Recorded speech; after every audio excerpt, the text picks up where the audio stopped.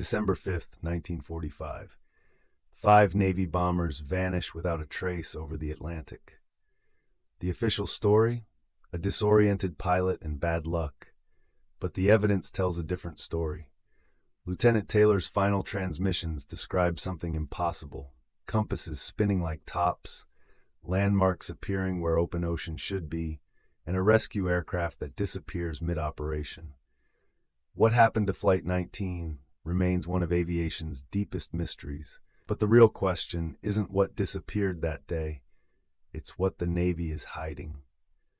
Stay with us as we uncover the truth they don't want you to know. At 2:10 p.m. on December 5th, 1945, Flight 19, 5 Avenger torpedo bombers carrying 14 men, took off from Fort Lauderdale Naval Air Station.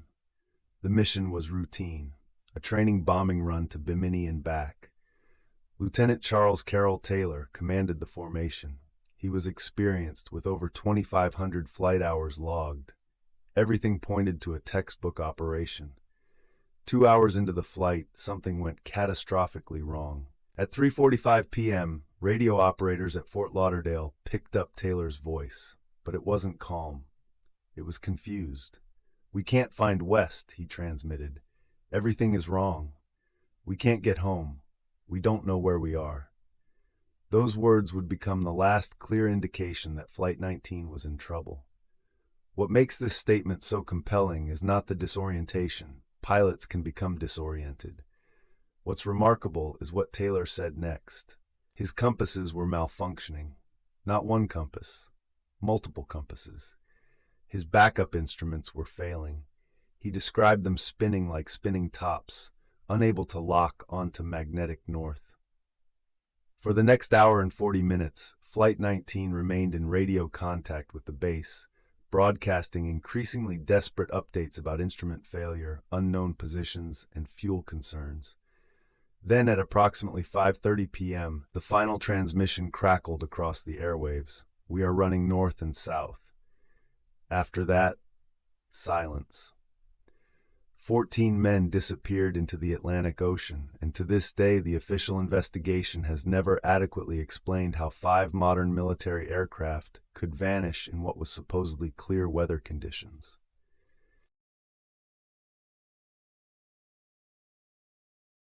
As Flight 19's fuel depleted and their situation grew dire, the Navy launched a rescue operation. At 7:27 p.m., a Martin PBM Mariner flying boat took off from Banana River Naval Air Station. The Mariner was a state-of-the-art rescue aircraft, equipped with powerful searchlights, radio direction finding equipment, and a crew of 13 experienced naval personnel. Commanding the rescue mission was Lieutenant George Cosco, a skilled pilot tasked with locating the missing Avengers. The Mariner climbed to altitude and began its search pattern. At 7:50 p.m., less than 30 minutes after launch, the aircraft reported its position to command. Visibility was adequate. Systems were functioning normally. Then came 7:52 p.m. A radio operator at the base received a garbled transmission from the Mariner. The message was truncated, unclear, but unmistakably urgent. Attempts to re-establish radio contact went unanswered. The rescue aircraft that was supposed to save Flight 19 had itself vanished. The Navy's official investigation attributed the Mariner's loss to mechanical failure, a structural weakness in the PBM airframe combined with a possible fuel leak. The investigation report is remarkably brief on this point, allocating minimal investigation resources to understanding why a fully crewed rescue aircraft would suffer catastrophic failure in the same geographic region where Flight 19 had just disappeared. The question haunts aviation historians. What are the odds that 2 separate aircraft systems would fail simultaneously in the same location within the same evening? The Navy never seriously entertained this question. Instead, they compartmentalized the Mariner's loss as a separate, unrelated incident. But the evidence suggests otherwise.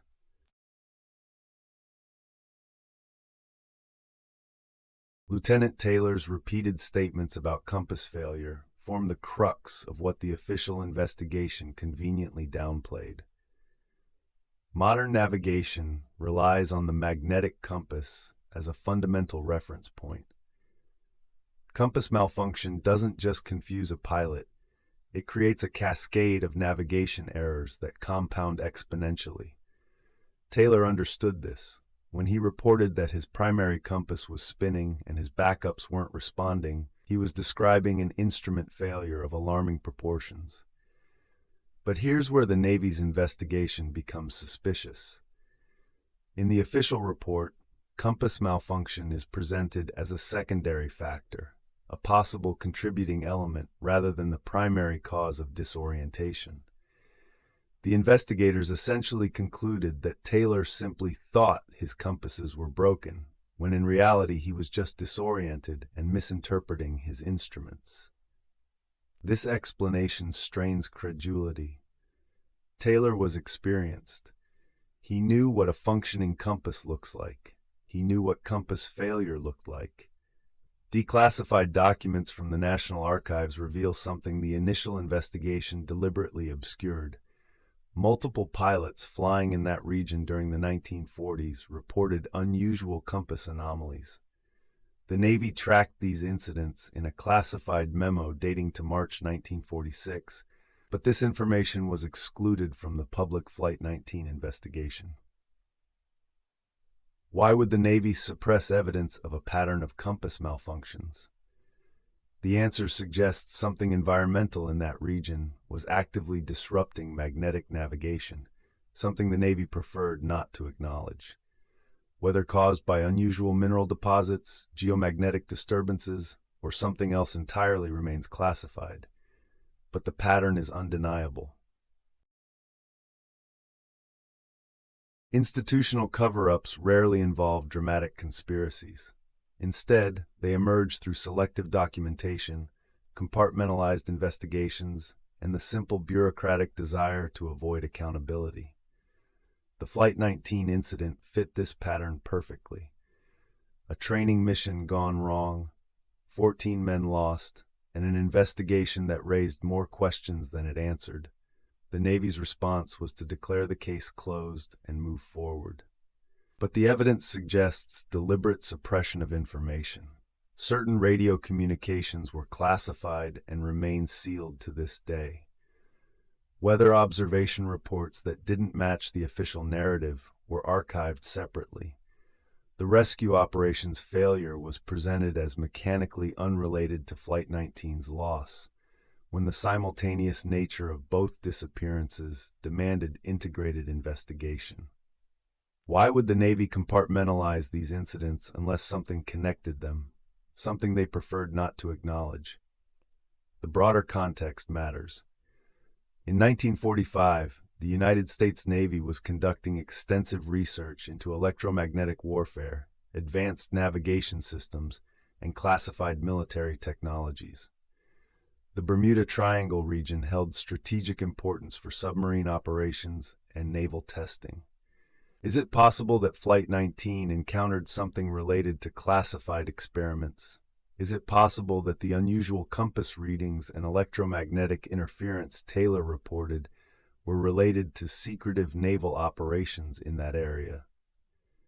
The Navy would have strong institutional incentives to suppress such information. Today, 78 years later, the wreckage of Flight 19 remains on the ocean floor, never positively identified or recovered. The official investigation declared the case solved based on a navigational error explanation that contradicts the pilot's own testimony about their instruments. The public was offered simplicity over complexity, closure over truth, and the Navy maintained its silence, guarding secrets. The Flight 19 narrative exemplifies how conspiracy theories exploit genuine tragedy. Let's examine the actual evidence. Lieutenant Taylor had poor navigational skills, documented in his service record, and had previously become disoriented on training flights. On December 5th, he led his flight northeast instead of east, a directional error of approximately 180 degrees. This isn't evidence of electromagnetic anomalies, it's a fundamental navigational mistake. Regarding the malfunctioning compasses, radio transcripts show Taylor suspected compass failure, but no post-incident analysis confirmed actual malfunction. Confirmation bias led him to distrust working instruments while trusting his flawed situational awareness. His fuel calculations were also poor. The flight remained airborne several hours longer than expected, consuming all reserve fuel. The PBM Mariner's loss is presented as suspicious, but this aircraft had documented structural vulnerabilities and an unfortunate history of catastrophic failures. The coincidence of its disappearance is genuinely tragic but not extraordinary. Rescue operations are inherently dangerous, especially in 1945 with limited weather data and night flying conditions. The weather anomaly argument cherry-picks conflicting records, while ignoring that 1945 meteorological documentation was imprecise. No evidence supports electromagnetic interference causing compass malfunction. Occam's razor applies here. Experienced military investigators concluded navigational error and fuel exhaustion caused the loss. This explanation requires no paranormal phenomena, just human error under stress, exactly what has been documented in dozens of similar aviation accidents. The mystery endures primarily because it's commercially profitable.